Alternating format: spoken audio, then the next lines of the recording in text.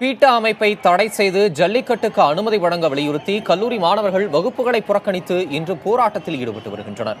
சேலம் மாவட்டம் மேச்சேரியில் தனியார் பொறியியல் கல்லூரி மாணவர்கள் பேருந்து நிலையம் முன்பாக கூடி ஆர்ப்பாட்டத்தில் ஈடுபட்டனர். ஜல்லிக்கட்டுக்கு ஆதரவாக மத்திய அரசு அவசர சட்டம் இயற்ற வேண்டும் என்று மாணவர்கள் முழக்கமிட்டனர். அலங்காநல்லூரில் கைது செய்யப்பட்ட இளைஞர்களை உடனடியாக விடுவிக்க வலியுறுத்தி அரியலூர் அரசு கலைக்கல்லூரி மாணவர்கள் பேரணி நடத்தினர்.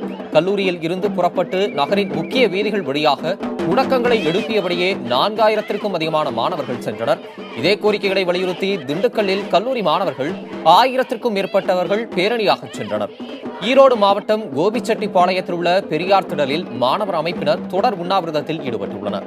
ஜல்லிக்கட்டுக்கு ஆதரவாக பன்னாட்டு நிறுவன தயாரிப்பு பொருட்களை பயன்படுத்தக்கூடாது என்ற உறுதிமொழியையும் மாணவர்கள் இன்று ஏற்றனர்.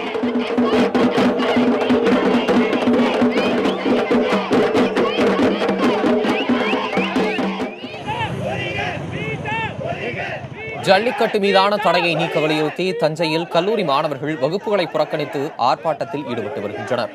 புனித ஜோசப் கல்லூரி மாணவர்கள் கல்லூரி வளாகத்தில் இருந்து பேரணியாக சென்று தஞ்சை புதுக்கோட்டை சாலையில் ஆர்ப்பாட்டத்தில் ஈடுபட்டனர்.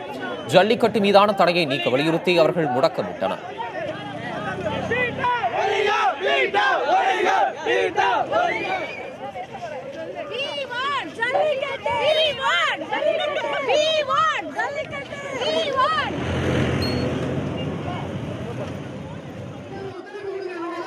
ஜல்லிக்கட்டு நடத்த அனுமதிக்க கோரி நெல்லை அருகே உள்ள பாளையங்கோட்டையில் மாணவர்கள் நடத்தி வரும் போராட்டம் இன்றும் தொடர்கிறது. பாளையங்கோட்டை வஉசி மைதானத்தில் நேற்று மாலை முதல் மாணவர்கள் தொடர்ந்து போராடி வருகின்றனர்.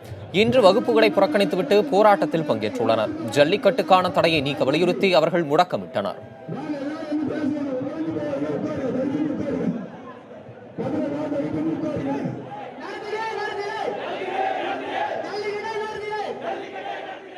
பிரிவென்ஷன் ஆஃப் குரூயல்டி ஆக்ட் காட்சிப்படுத்தக்கூடிய விலங்குகள் பட்டியல் எங்க மாடு நீக்கப்படணும். மாடுல இருந்து எல்லாமே உள்ள வச்சிருக்கீங்களா? எங்க மாடையா உள்ள வச்சிருக்கீங்க? மாடை வெளியே எடுங்க. எங்களுக்கு ஜல்லிக்கட்டு வேணும், நாங்க போராடுவோம். ஆவுன்னா இல்ல ராணுவ வீரர்கள் சொல்றீங்களே, எங்க உரிமை போராடுறதுக்கு நாங்களும் ராணுவ வீரர்கள் தான். இங்க இருக்க அத்தனை மாடுகளும் ராணுவ வீரர்கள் தான்.